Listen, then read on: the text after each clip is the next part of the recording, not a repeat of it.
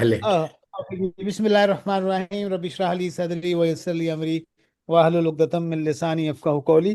तो जनाब, हम अपने उस्ताद मोहतरम डॉक्टर असद जमान साहब को वेलकम करते हैं। और ये जो कहानी है ये शुरू होती है आज से कई साल पहले, जब मैं पीएचडी करके आया और आईबी में पढ़ाना शायद शुरू साहब किया। मेरे ख्याल में बहुत सारे We इंटरनेशनल पार्टिसिपेंट्स हैं इसमें। so we need Oh, to. okay. So a lot Yes. of international participants. I would like to welcome them all. So it will be in English. So the story starts like 16, 17 years ago when I joined IBA Karachi after my PhD in entrepreneurship. And I came to know about the Islamic entrepreneurship perspectives. And when I heard Dr. Asad Word Zaman, I was full of delight, mashallah. And he has been my mentor over the past 15 years. His article, Origins of Western Social Science, was instrumental in helping me think in a different way and relate it to entrepreneurship from an Islamic perspective. So, thank you very much, Dr. Saab. So, Dr. Asad is a senior person, as an elder for me, and I respect him and I love him and I bless. I will looking forward for today's inshallah.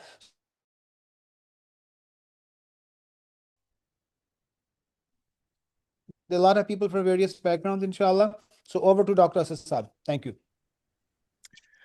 Okay, Bismillahirrahmanirrahim.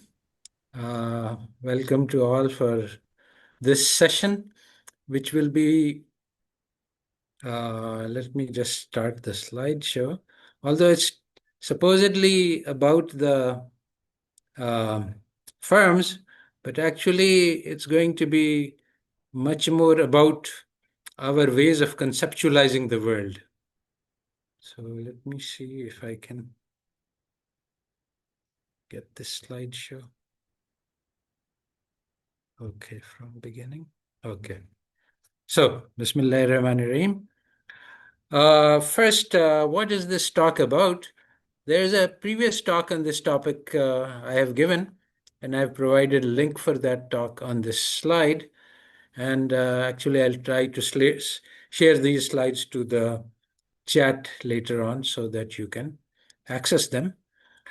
Because I've already talked on the surface, so in this talk, I'm trying to go very deep into the roots of the problems we face in trying to create an Islamic firm in the modern world. And I'm going to give you a nutshell summary of this in 2 lines, and then we will take the much deeper uh, perspective. So, the nutshell is that what is social science? It is a set of lessons derived from the European historical experience about how to structure production and consumption in human societies.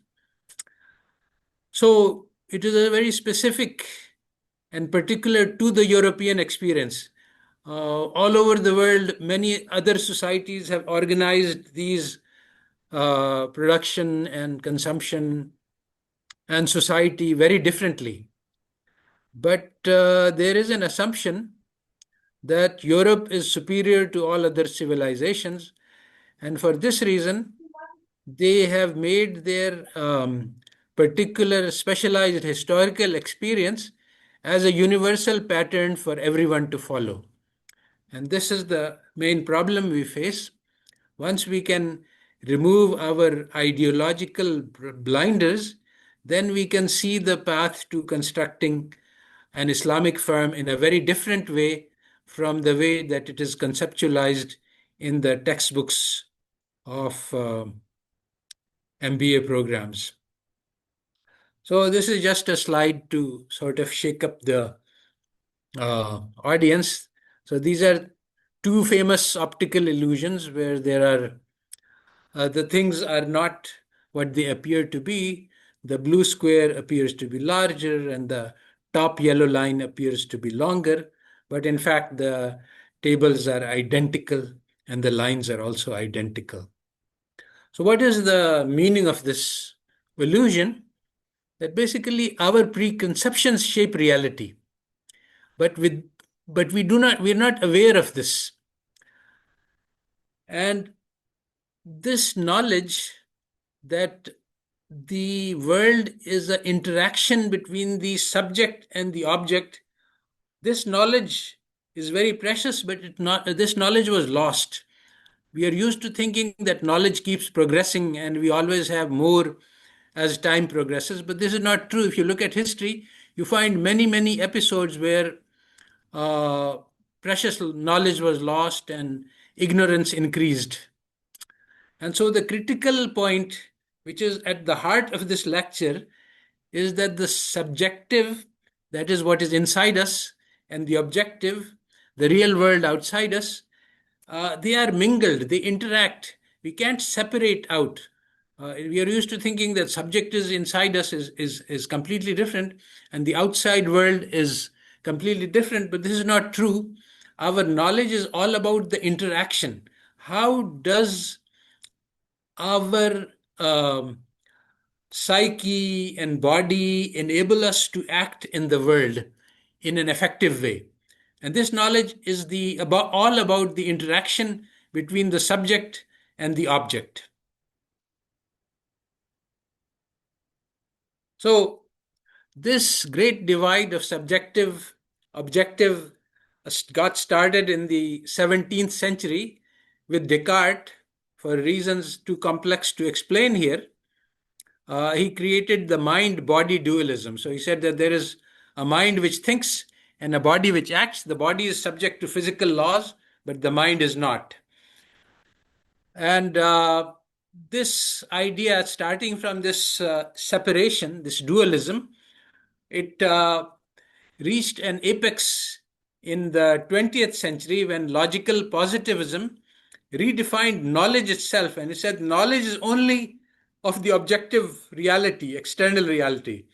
There is what is our internal reality, what are our souls, our hearts, our emotions, our drive, our ambitions, our visions. These are not observable. They are subjective. They vary from person to person. You can't replicate them. You can't experiment on them. So, this is not knowledge. So, this type of knowledge was excluded. Julie Rubin has a very important book called The Making of the Modern University, in which she explains how this conception of knowledge redefined what universities do. Because basically universities convey knowledge. So once knowledge was defined to exclude character, exclude all inner person, then knowledge became only a set of technical skills, knowledge about the real world. And we have all been trained in universities to accept, to believe this distinction and this differentiation. So, university education shapes our worldview. The conceptual framework and vocabulary we use is built in universities. Character building was abandoned as a goal because character is not part of knowledge. But the most precious knowledge is the knowledge of our internal states. This is what our life is about. Our spiritual, emotional, intellectual, our desires. This knowledge has been reduced to a minimum. And the goal for us talk is to recognize how our thoughts have been shaped by the environment we live in particular, the education we have received. And this is the first step towards liberation. So there are two tools for self-liberation. One is, you see, I'm looking at the world, and how do I differentiate what is out there from what I'm imposing upon it? So if I look at some other people's perspective, then I can isolate what is common and what is my own reading into the world. This is one way, and this is one tool. And in this lecture, we will use the Islamic perspective as the alternative to the Western perspective to see that there are other ways of looking at the world. But there is another powerful tool, and that is to study the evolution of ideas in response to pressures of history.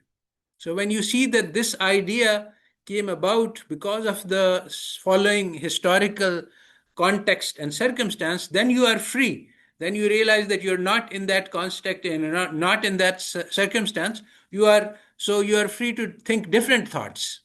So these are the two very important tools, and we will apply them in this talk to try to free our minds from the conception of the firm that is taught in MBA programs all around the world, and it automatically affects us because that's how we are. We are shaped by.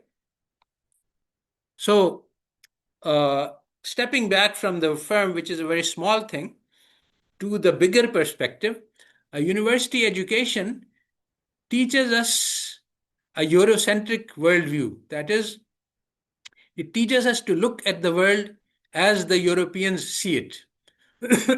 So, two of the critical elements of this Eurocentric worldview is one is that Europe is the most advanced civilization in history. Um, by far, nobody compares to us. Just like in the Quran, there was one Qawm, was it Ad or Samud? They said, "Is there anyone like us?" So the Europeans also challenge the rest of the world, uh, which does not compare to their civilization. The counter view, when Gandhi asked, somebody asked him, "What do you think of the Western civilization?" Gandhi said that, yes, that would be a good idea, meaning that if they became civilized, it would be a good idea. So sometimes we understand things better by looking at their opposites. Similarly, in Hadith, we have Khairul Quruna Qarni. The best of the times was the time of the Prophet ﷺ, and that if we accept that, then it cannot be true that Western civilization is the most advanced. The second thing, which is similar and also part of the Eurocentric worldview, is that over the past few centuries, the Europeans have created the most advanced and powerful knowledge systems in all of human history. Again, nobody like us. So the counter view to this is that the knowledge given to humanity by Allah Ta'ala is superior to all other knowledge, just like God is superior to all of his creations. So now both of these opposites cannot be reconciled. But unfortunately, today, the vast majority of Muslims believe in both of those things at the same time. So the question is, and when they think of their religious perspective, then it's obvious that Quran is the most important knowledge. But when they look at their own education and training and look at the world, it seems like obviously the European knowledge is the most advanced. So how can we recover from this split personality? Well, in this lecture, I'm going to propose that we should abandon the Eurocentric worldview.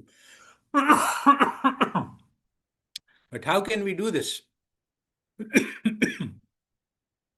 There is strong empirical evidence for Eurocentrism.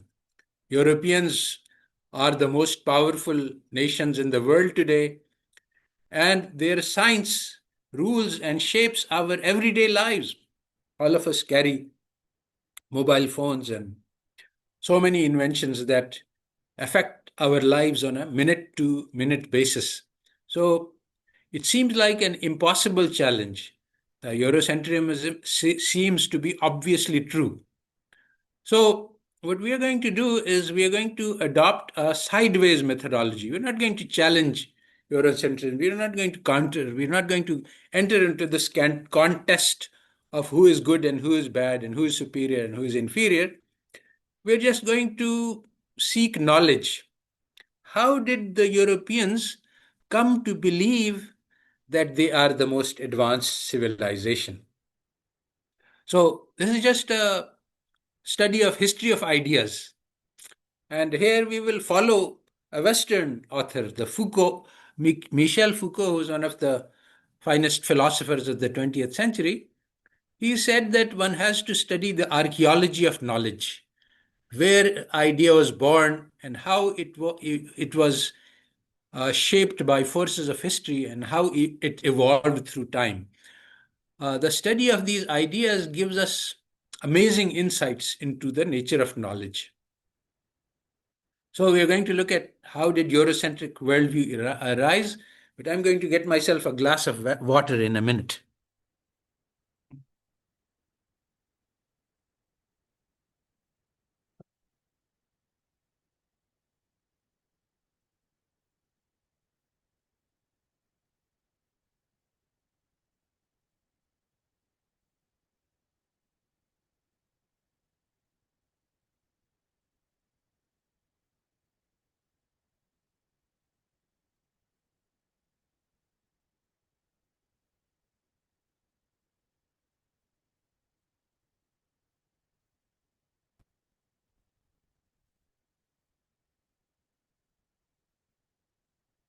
So, sorry for this break.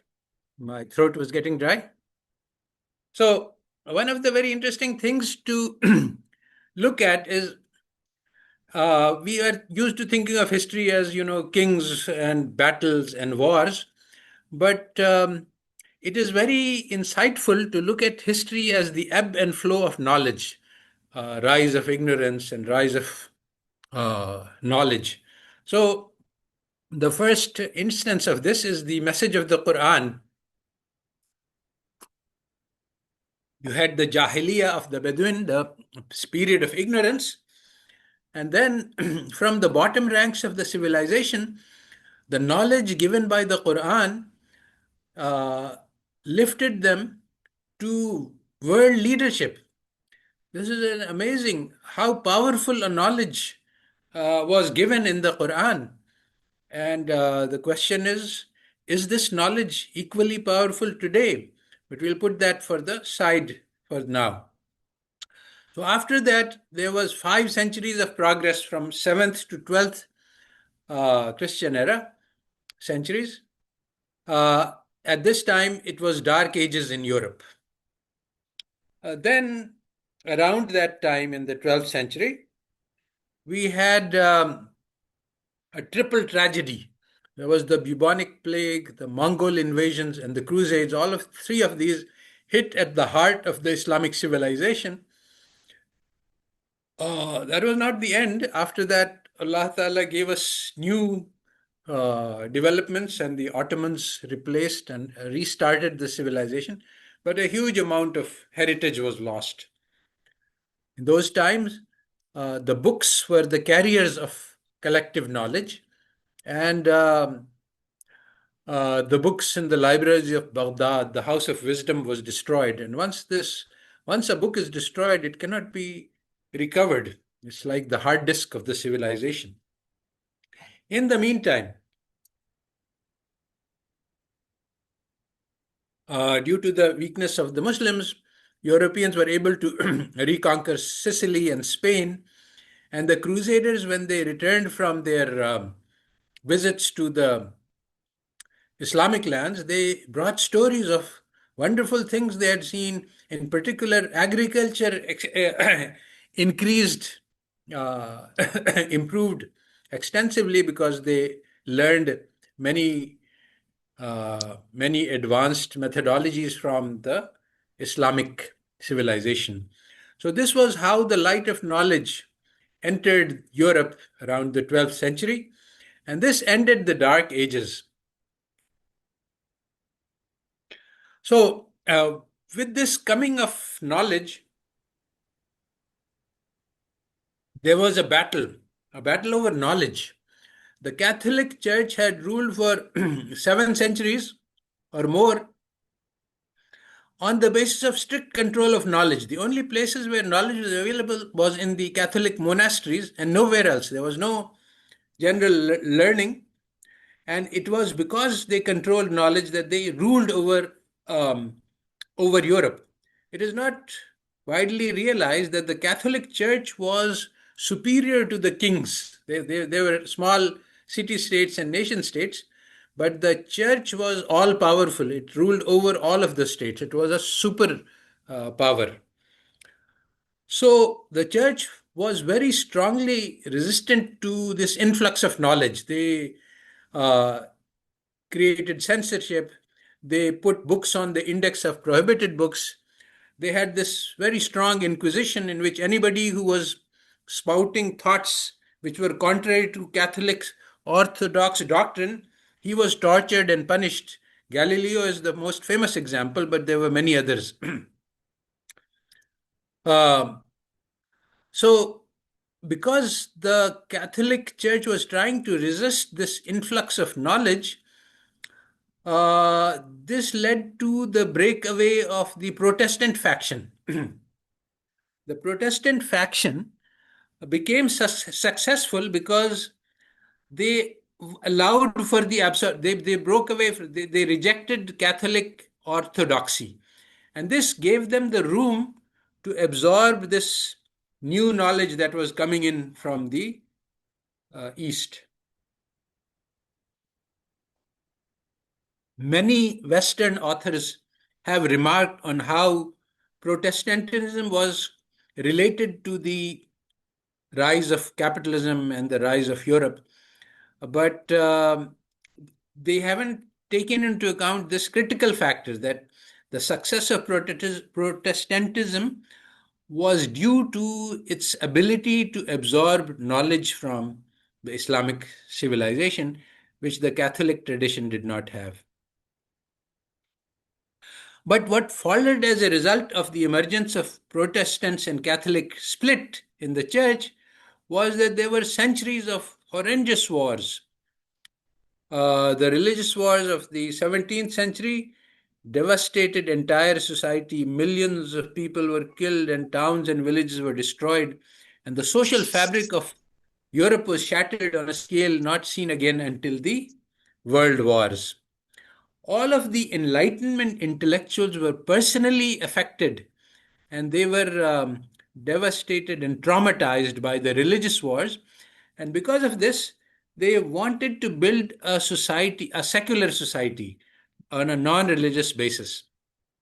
The European Enlightenment intellectuals came to the conclusion that society cannot be built on religious foundations because it leads to wars. That's what their historical experience was. So, this was built into the foundations of European social science.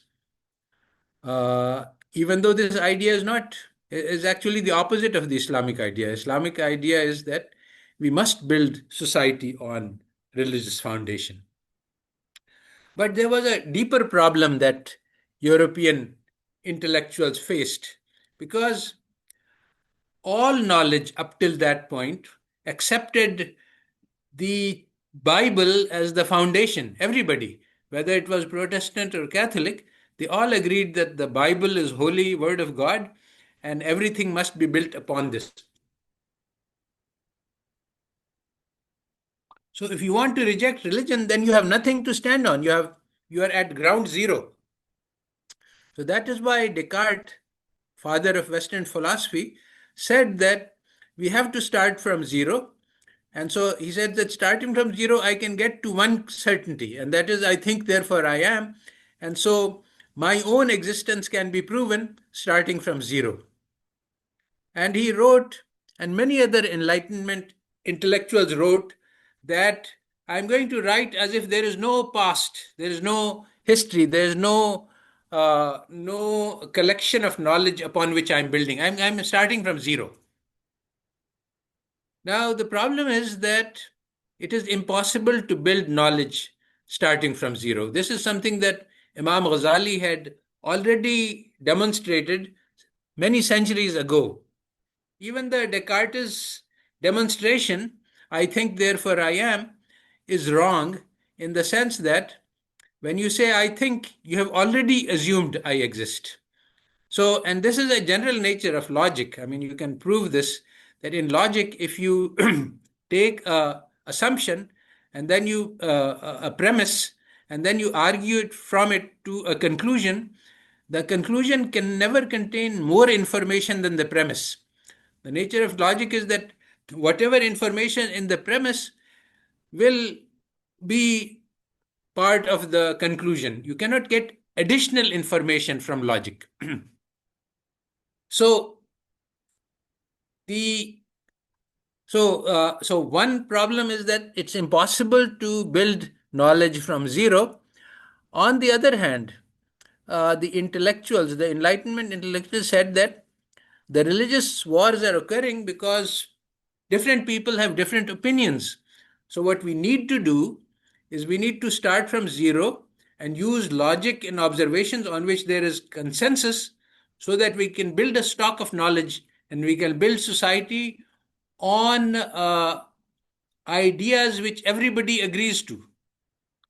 So uh, if you say that I assume X, Y, Z, and then I will argue to something, some conclusion, then other person can say, well, I don't agree with X, Y, Z assumption. So there is no way to stop. So they wanted to create consensus on how to build society. And so they needed to start from zero. And yet it's impossible to start from zero. So they were caught in a very difficult trap, because on the one hand, they wanted to build peace. They were sick of wars. And so they thought that they needed consensus. Islam has a different solution to this problem, but we won't discuss it here. So the central issue is that all knowledge must be built on foundations. And so the Enlightenment intellectuals face two choices. Either we build new foundations. Okay, you say, I reject the Bible, and now I'm going to assume X, Y, Z. This is going to be the foundation of my knowledge. Or you conceal the foundations. And this is the second choice that was chosen. And so the rationality, the word rationality, being reasonable, was made the carrier of a huge set of concealed assumptions. So when Enlightenment people said rationality, this involved a lot of different things which are not ordinarily understood, which you and I don't understand. If I say that something is reasonable or rational, this does not mean the same thing, because in the word rationality, one of the things was to abandon religion. So it is not rational to believe in God because there is no evidence for it. So rationality involves believing only something for which you have empirical evidence. You can see, or you can count, or you can measure, or you can calculate. Then, so if you can touch. So rationality also means for enlightenment rationality, it means that you must not believe in God. So there is a book by Alasdair MacIntyre, Whose Justice, what Rationality, and he shows that rationality has had many meanings throughout time. So when the Eurocentric historians talk about the Enlightenment, they say that this is the process in which the Europeans rejected superstitions, by which they mean religion, and replaced religion by reason. So, what non Eurocentric uh, understanding would be that because there was no consensus on religion, the Protestants and Catholics found differences. So they reduced the set of assumptions to so some people and to a set on which consensus could be built on European societies. And other scholars have written that basically the Enlightenment scholars began with a modified Christianity. It was, they abandoned the superstructure upon which there was controversy, but they accepted fundamental Christian principles. But because this basis upon which knowledge was being built was concealed, it was never explicit, it was never discussed, this basis kept shifting over time. So, we have been discussing philosophy and epistemology, the theory of knowledge, and people might be wondering, where is this theory of the firm going to come in? So basically, actually, our problems today are all based on epistemology. We have absorbed an alien epistemology because this epistemology this theory of knowledge has been presented as being reason. And it has been said that nobody rational, nobody who's intelligent should reject reason. And so we also agree, we are also rational people, we also use reason. So when they tell us that this is what reason is, then we are inclined to agree. So all economic theory is built on rationality, and economic theory says that it is rational for human beings to maximize pleasure, and it is rational for firms to maximize profits. So we have sort of taken this for granted because we have been trained to believe this. And so now I have to dislodge these conceptions in order to make room for alternatives. So currently, as I said, the Ummah is in a state of schizophrenia. On the one hand, we believe in the superiority of the Quranic knowledge. On the other hand, we believe in the superiority of scientific knowledge at the same time. So, to resolve this dilemma, we need to first differentiate between physical and social science. So, physical science is the study of external reality. And in this, we cannot deny the amazing progress that West has made. Their technology shapes our daily lives. It is very powerful knowledge. It allows the West to dominate the world. The question of whether it is good or evil, we will set aside. It's not our concern in this lecture, although it is very worth investigating separately. But let's look at social science. Look at human societies around the world. It is a disaster. We have broken families, hunger, billions in poverty, a handful of people own more than half the planetary wealth. There are continuous wars, increasingly more powerful bombs. The last century was the deadliest in human history. So we can say that social science does not have a good track record. It has not been able to build good societies. So, what is social science? It is the study of human societies. But there are vast numbers of human societies, very different societies. There's the Eskimos and the um, African societies and Latin American societies and Chinese societies, very, very diverse. And these societies have been evolving across time. But when you say science, this means that there are universal laws which govern all societies. But the fact is that none exist. There are no universal laws which apply to all societies. So, how did social science come to assert that it does? How come the economics textbook make no mention of uh, Pakistani society and Pakistani economics and Brazilian economics?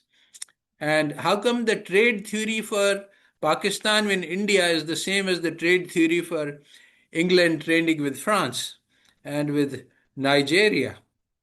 Uh, because the theory says that it doesn't matter if you have country X and country Y, the same law applies to all of them. So, this is an assumption that comes from the idea that we must use science to study human society. And this is not something that has been there always. It was in early 20th century, along with this change also occurred with logical positivism, because logical positivism said that science is the only kind of knowledge.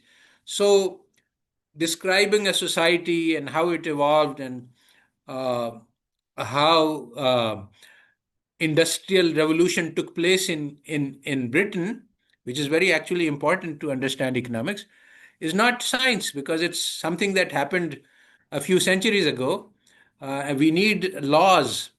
So the older methodology of economics was historical and contextual, but the new method, based on logical positivism, which emerged only in the early 20th century, abandoned this old approach. And why was that? We have seen that the religious wars led to the abandonment of the religious society and the creation of the secular society. Very similarly, the two world wars destroyed the older social science and destroyed the historical and qualitative approach. It increased the prestige of the physical sciences. So the social sciences were rebuilt on new foundations after the world wars in conscious imitation of the scientific method. They said, okay, our old approach, historical quality, doesn't work. because the two world wars showed us that the society built on those foundations doesn't work very well. So let's rebuild on scientific principles. But this is a mistake. Objects, physical objects, stars and suns and planets, they follow mathematical laws, but human behavior does not. Human beings are free to choose, free to change, and free to build the societies. There are no laws of human behavior, but the economics textbooks say that there are mathematical laws which govern our behavior. And this is simply wrong. So, the foundations for secular knowledge, I said, these are concealed, never openly discussed. But they have been, these foundations have eventually become the rejection of God and life after death and the judgment day. It just happens that once you reject religion, eventually you are driven to this position.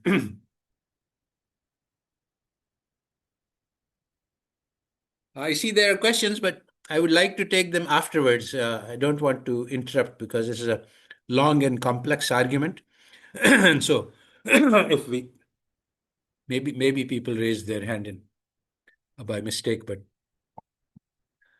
um, so the secular society, because they reject religion, it automatically leads to the rejection of God, and then if there is no God, then there is no other option. Man must be an evolved animal.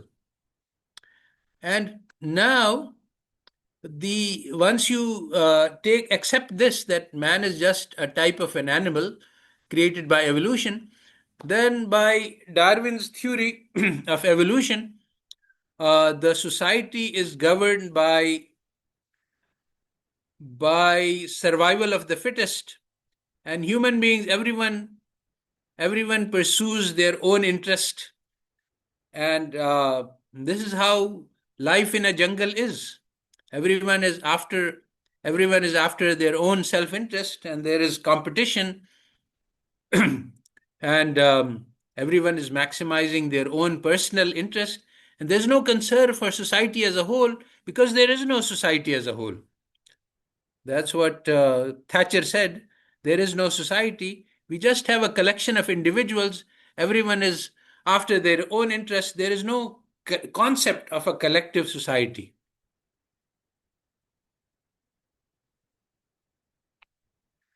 So, people who study economics are taught that economics is a positive science and not a normative one.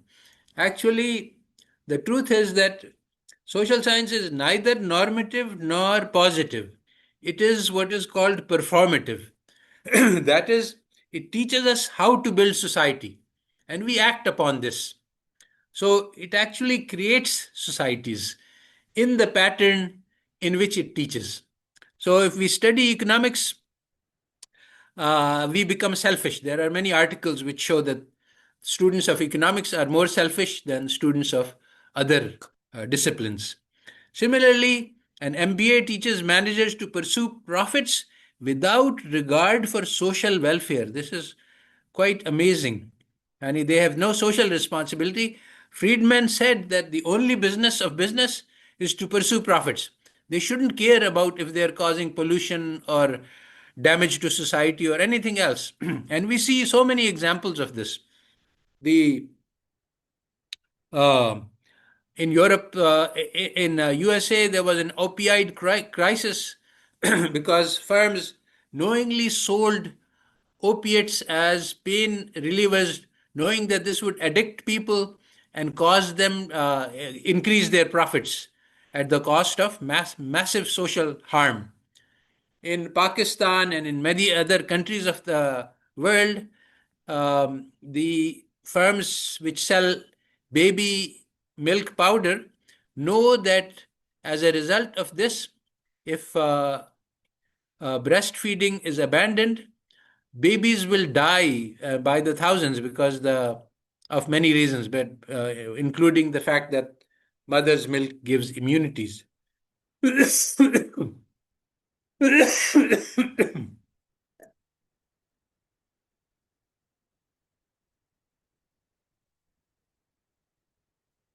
So there are dozens of examples of businesses acting to maximize profit at the cost of society, inflicting huge damage to society.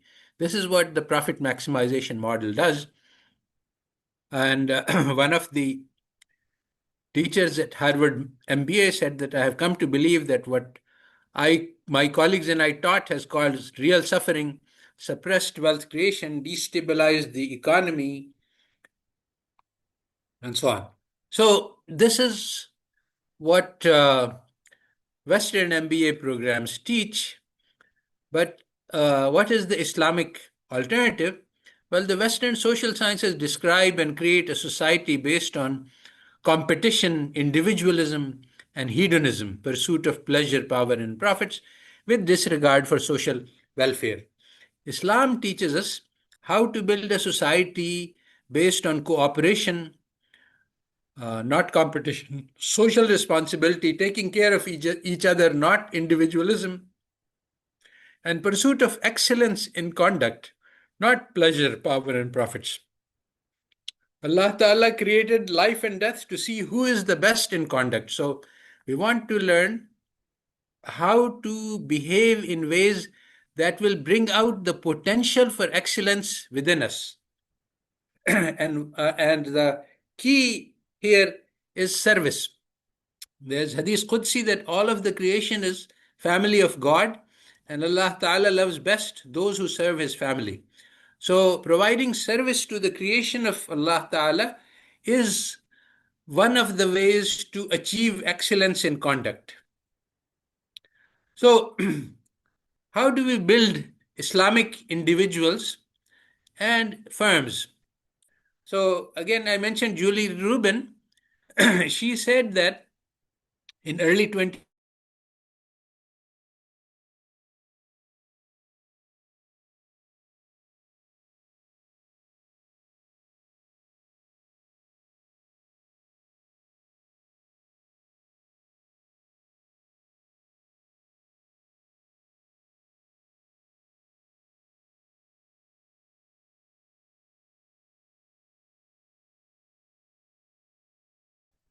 Ji doctor साहब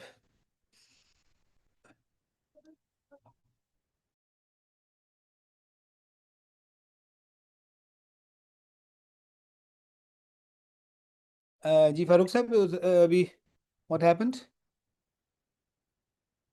मैं sir तो जो doctor Asad Zaman साहब हैं वो मेरा ख्याल है साइन आउट हो गए हैं, एकदम से डिस्कनेक्ट हो गए हैं स्क्रीन शेयरिंग भी I और have oh ऑडियो it's भी now back बंद है come back. आगे।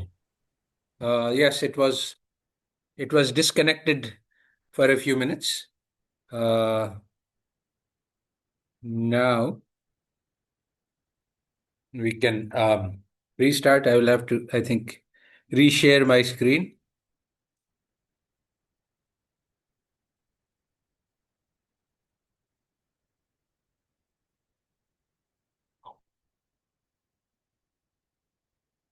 Okay, here we go.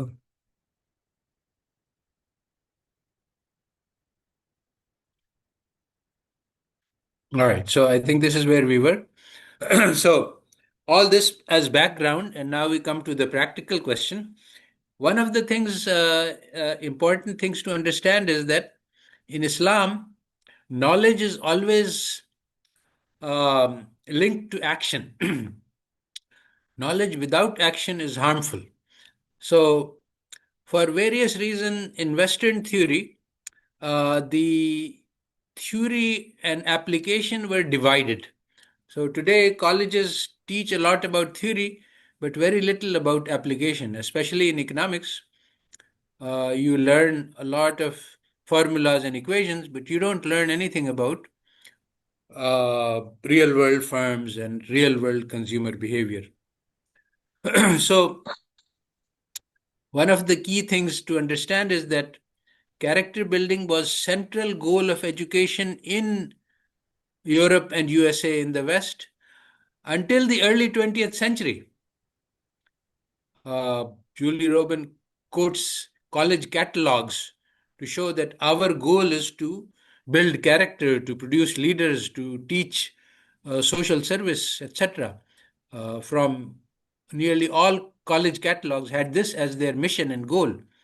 But the rise of logical positivism led to the idea that this is not part of knowledge. And once this is not knowledge, then universities teach knowledge. And so they started teaching only technical skills. So today, you can learn how to build an atom bomb in universities, but you never learn about the moral aspects of using a bomb to kill innocent civilians. Is it under what conditions, if any, is it permitted?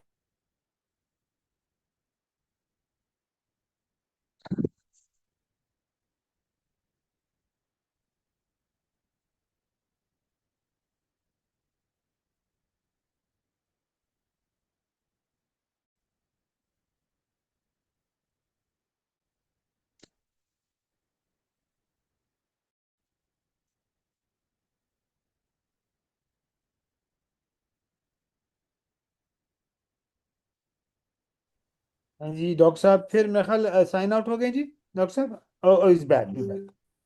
Ji sir. ये फिर से disconnect हो गया था। आई दोबारा don't आप no uh what जाइए। The problem.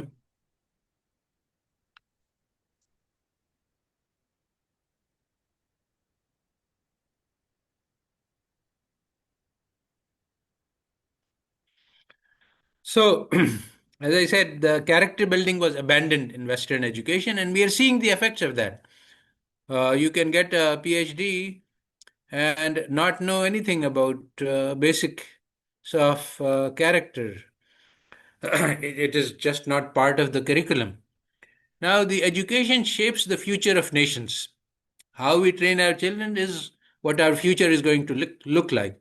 So, one of the critical conclusions from this is that in the Islamic world, we need to put character building as the central focus of our educational programs. We are just following the West blindly, and in the Western education, they no longer have character education, although many people have become aware of this defect and individually people are trying to respond. But this is just a drop in the ocean.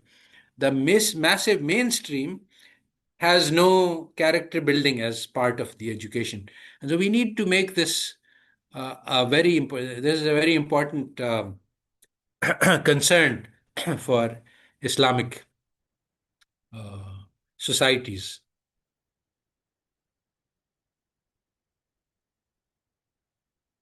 So, how can we build an Islamic society in an environment that is hostile?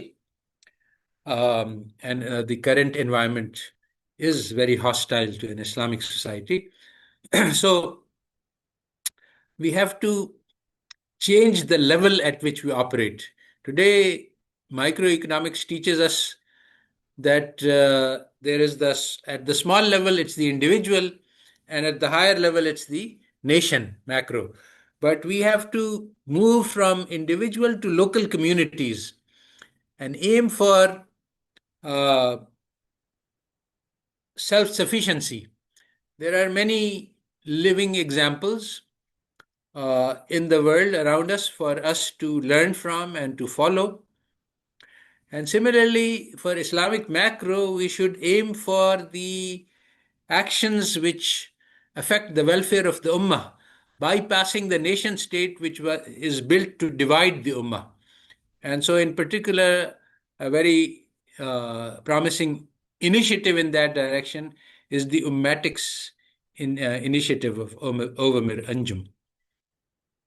So, what I'm talking about is that if we want to create an Islamic firm, an Islamic community, then we have to create social change. And how do we create social change? This is one of the biggest sticking points because we have a lot of radicals and revolutionaries. They say that everything we see is wrong and bad. And this is perhaps true, that there's a huge amount of problems. And if you just start naming them, you will never run out of a list. Uh, but so the conclusion that they derive from this is that let's just destroy everything and rebuild from scratch. So this is the wrong conclusion. We can't do that for many reasons. So I have a lecture on social change, and basically the thing is that you have to start from wherever you are and take one step towards the goal. That is the process. So uh, idealists want to go to the end, to the utopia, but social change doesn't work like that. It's a useful analogy to think about Hajj. Um, Now, our books of the Sharia teach us everything about what to do once we are inside the haram or we are entering the hudud of the haram. But today, if I want to go for Hajj, I have to learn about how to get the visa, the passport. I have to contact the booking agents. So there's a lot of these details. None of these details are in the books because they are local and contextual. And yet, without these, I cannot go for Hajj. Similarly, so the journey towards Kaaba begins from where you are. Just like that, social chain begins from where you are, and it involves many different things which are not listed in the books. You can't look at the books of Sharia to find how to get your passport and visa and how to book an agent. So that's why when we look for context, we're not going to find the guidance in the books. It's not meant to be that way. The guidance is that the what's the goal? The books describe us in complete detail what the goal is. Where are we trying to get to? Now it is left up to us to use our intelligence and brains and arms and actions to get to that goal. So one of the key things is to create local self-sufficiency to the extent that we can. And the best place to start for this is to create masjid-based community service organizations. And there are many, many such initiatives already in existence all around the Islamic world.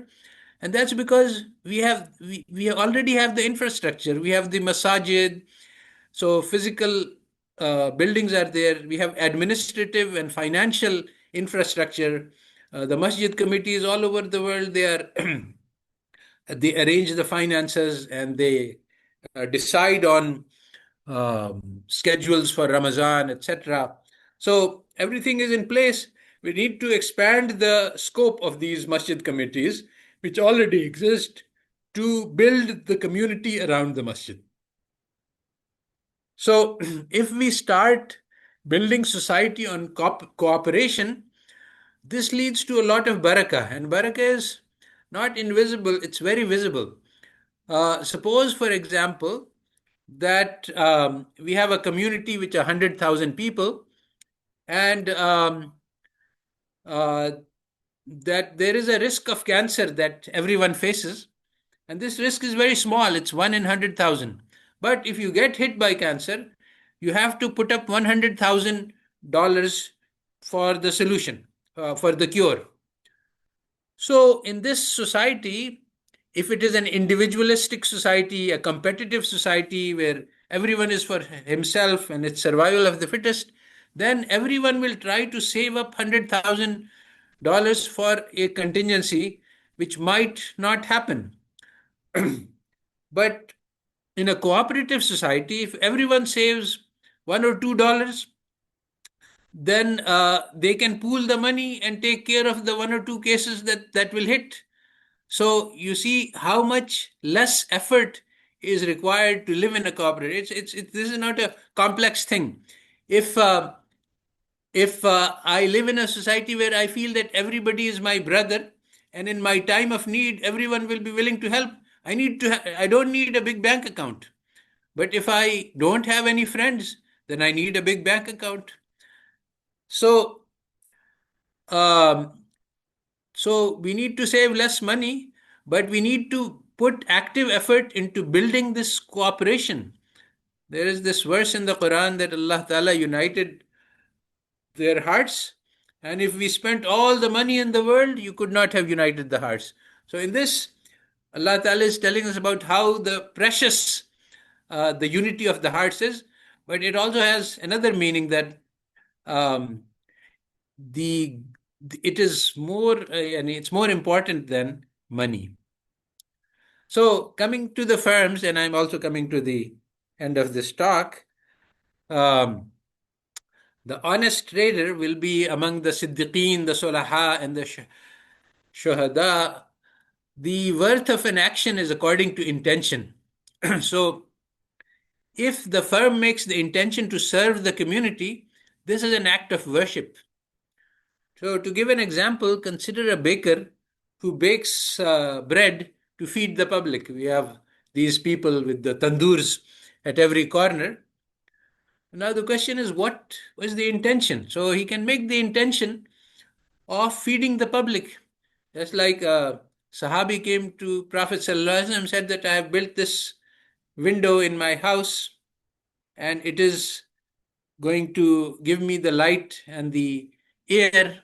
So the Prophet ﷺ said that if you make the intention that you will hear the sound of the azan from it, then you will get all those other benefits, but it will become an act of worship.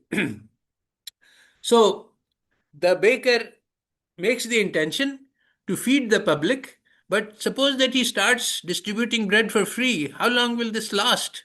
He will go bankrupt very quickly. So he has to make some decent profit on his bread. He has to make the profit so that he can buy the resources, he can take care of his family, he can pay wages to his workers, and maybe even invest in research to improve the ovens and different types of bread, etc. So, all of this is permissible. But the point is that the profits are a means to provide the service. As opposed to this, in every MBA program around the world, you are taught that you are providing a service in order to earn the profit. So, this is the exact opposite. And this reversal, if you just follow it out, has massive consequences.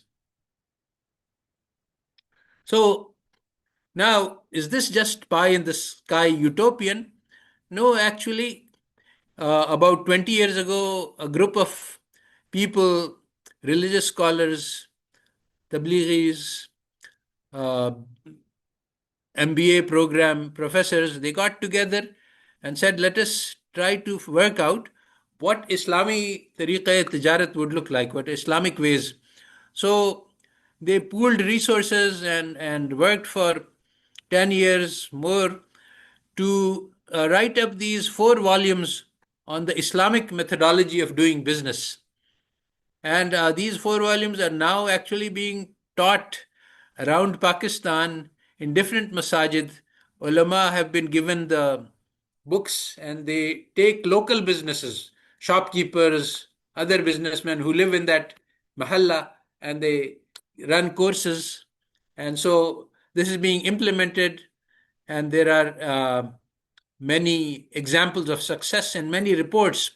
For example, I personally heard at one of the meetings a person who had a paint shop, and he told us that once I learned these methods, then I realized that I'm here to provide a service. And when the customer came, I told him, okay, you have a house like this. I have this paint and that paint.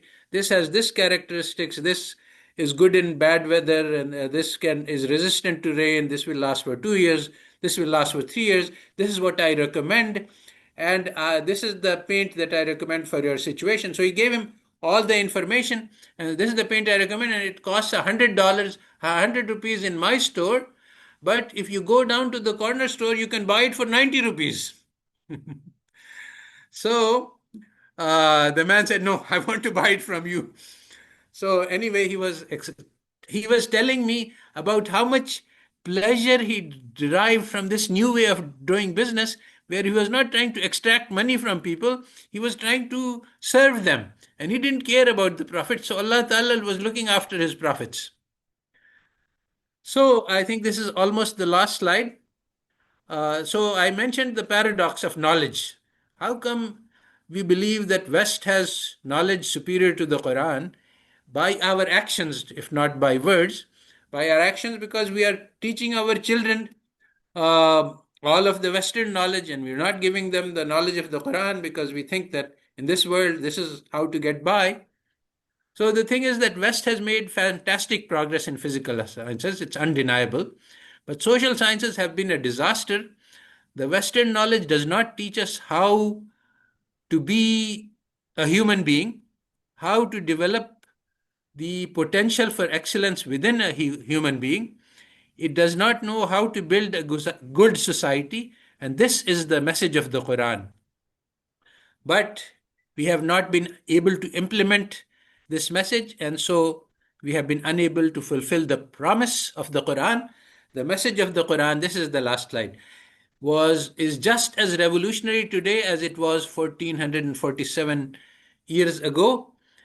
And the central problem of the Ummah is an inferiority complex created by the process of colonization for over a century. We have learned to admire and appreciate the West and to reject as inferior our own heritage.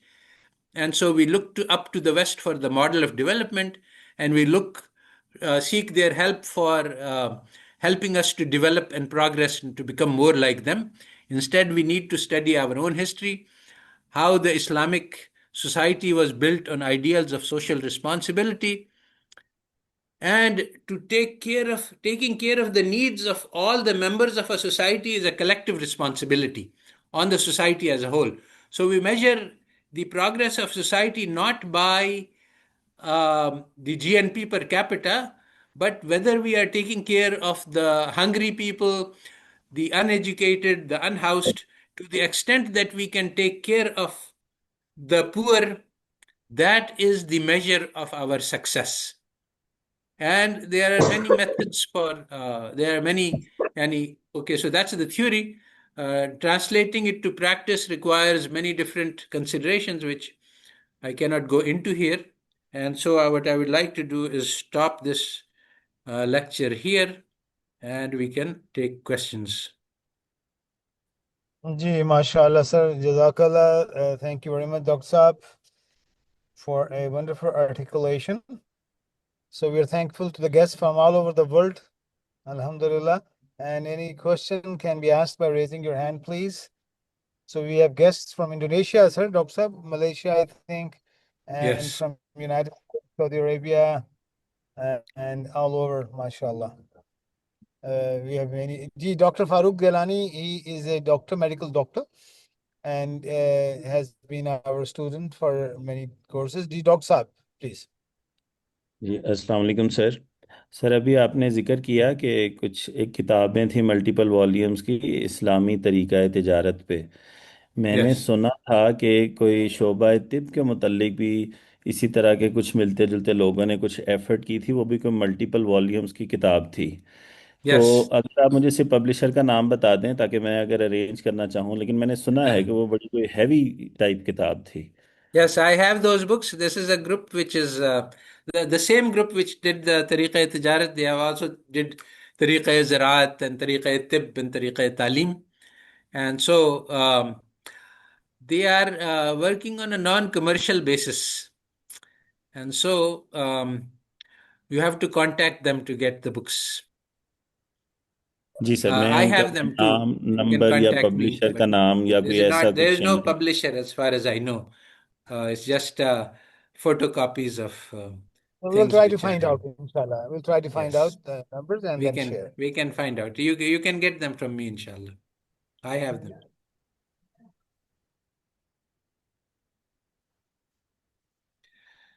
So Any other question, please? Any other question coming? It was a very comprehensive session, and mashallah, we as a Muslim nation really need to work on it. And as Dr. Saab was saying, the MBAs, our educational model is profit orientation, and even the American Christians are working very hard. Ji, Faisal Saab, please. Dr. Saab, Assalamu alaikum. I just wanted to ask, with the upcoming AI, what's happening now in the world, do you think that the colleges and these type of studies will become irrelevant in coming years to come? and how to prepare ourselves for that and our kids. What's happening, and it's happening so fast right now.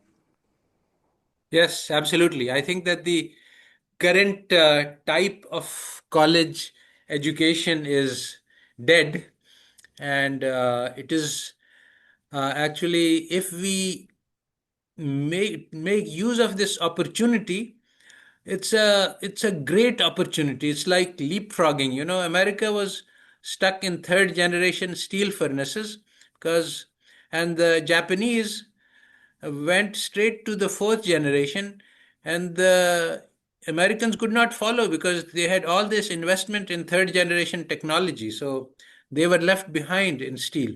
So just like that, today the infrastructure of uh, nearly a lot of around the globe is very seriously invested in modes of teaching which are rapidly becoming obsolete. But they do not realize this, and also nobody in our country realizes either.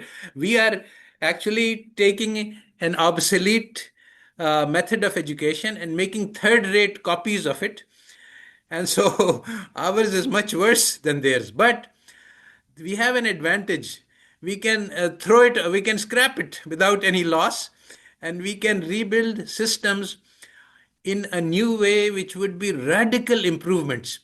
It is almost like a simple example is that, before the calculators existed, we all learned how to do long division and long multiplication with large numbers of digits.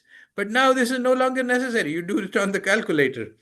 And similarly, with the coming of the computer, the discipline of engineering was transformed because there were many problems that were in the books, which were the ones that you could solve by hand.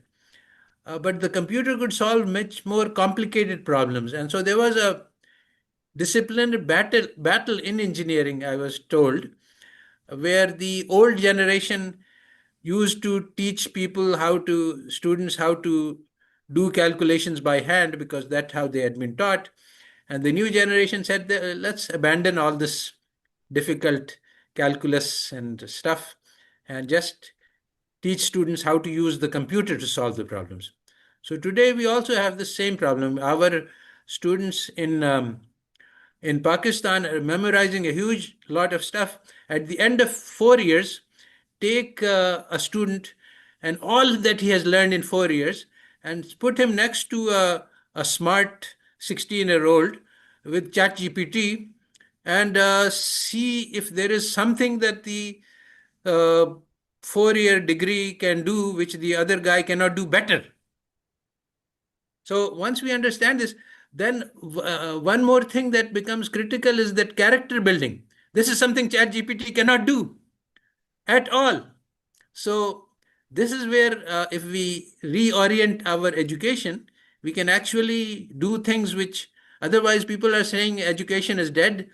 But actually, if we refocus education on character building, then education is very much alive. You cannot, the process of mentoring and building character simply cannot be done by ChatGPT now, although I would bet on the future, but for the next 20 years at least, I think we are safe. MashaAllah. Thank you very much, sir. Dr. Saab, Jazakallah. Questions on the chat box. So, so it's a long question here, and let's see if Dr. Saab can read, but Dominique. Yes.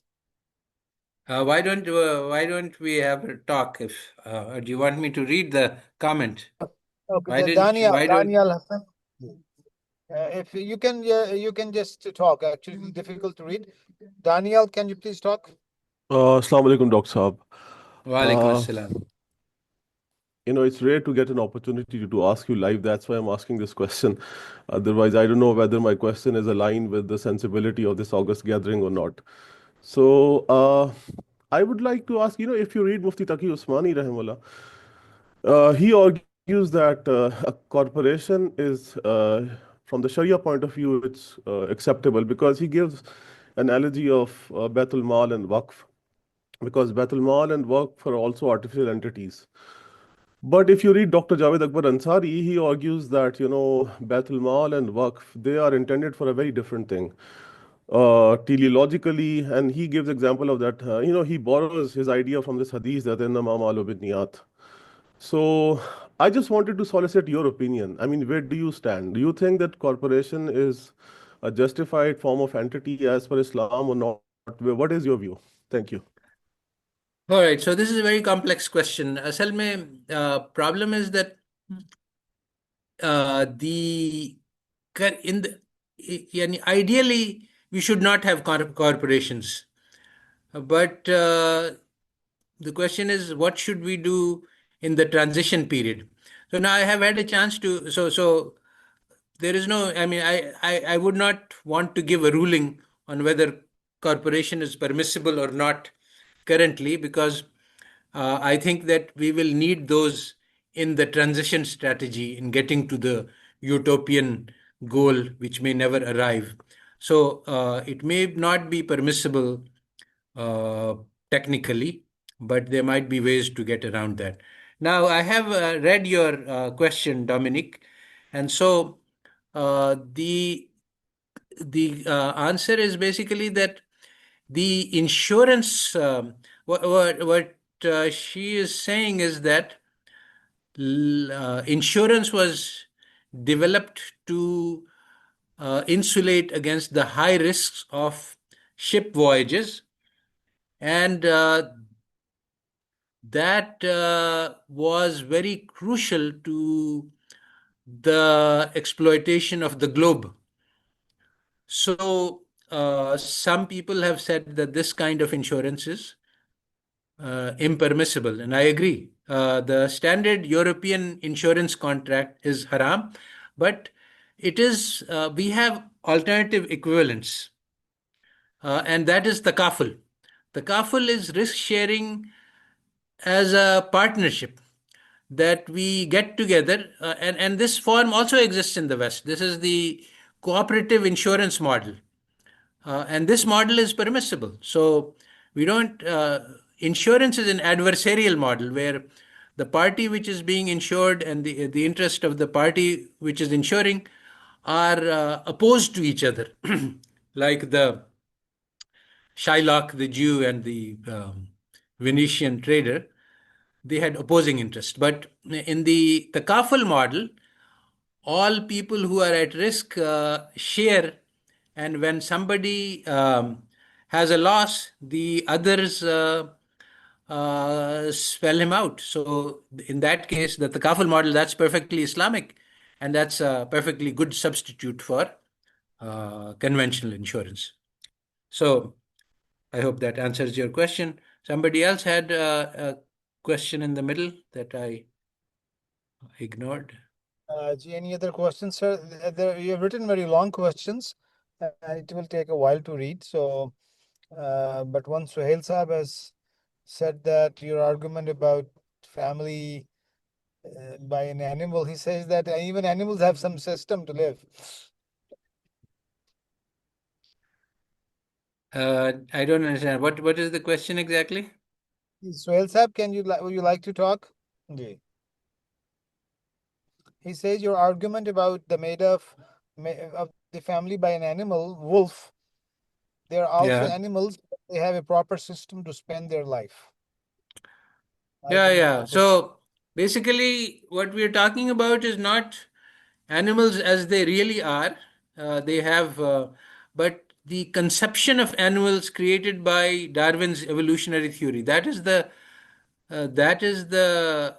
model that was used as the basis for social science, not the reality of animals, but a theory about how animals behave. So it is that theory, social Darwinism, which was once very popular. Now it has become unpopular because people have realized problems with it, both empirical and social. But at the heart of modern social science, this conception that human beings are just evolved animals continues to persist because there is no other option. Once you reject God, then there is no other alternative except to regard human beings as an evolved animal. Now, you can have more sophisticated models of animal behavior, but animals are animals and not differentiated from human beings.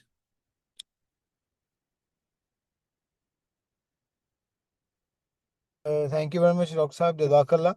And I would like to talk on behalf of our students of the what we do here is at our program. We have a program called Parwaz, helping people develop an entrepreneurial mindset, which is rated in faith and belief. وَمَنْ يَتَّقِ اللَّهَ يَجْعَلْ لَهُ مَخْرَجًا وَيَرْزُقْهُ مِنْ حَيْثُ لَا يَحْتَسِبُ. So I'm thankful to Dr. Asad Zaman Sahab that we have to prepare a generation of young men and women who are pursuing opportunities with the purpose of pleasing Allah subhanahu wa ta'ala, and to be a Khalifa, be a steward, and to do whatever the job or whatever they do to make to please Allah subhanahu wa ta'ala, to live a life of hayat tayyiba and nafs mutmainna. So Jazakallah, Dr. Sahab, and we hope to see you again soon, inshallah. And Inshallah. Allah bless you. A lot of thanks. It was a pleasure. Thank you very much. Thank you very Will much. recordings be available Yeah, later? exactly. So these recordings Okay. will be shared through to you and to our group and on our YouTube channel, DSQ School of Entrepreneurship. So inshallah, it will be, I think, in a day, in 24 hours, we'll be sharing. Jazakumullah. Right. Very, very powerful. Thank you very much, my friends from Indonesia, from Saudi Arabia. Mubashir is there, from United States, and I see friends from all over. May Allah subhanahu wa ta'ala bless all of you. Jazakumullah khair, sir. Assalamu alaikum wa rahmatullahi wa barakatuh. Wa alaikum assalam. ये माहिन साहब close कर दीजिए please.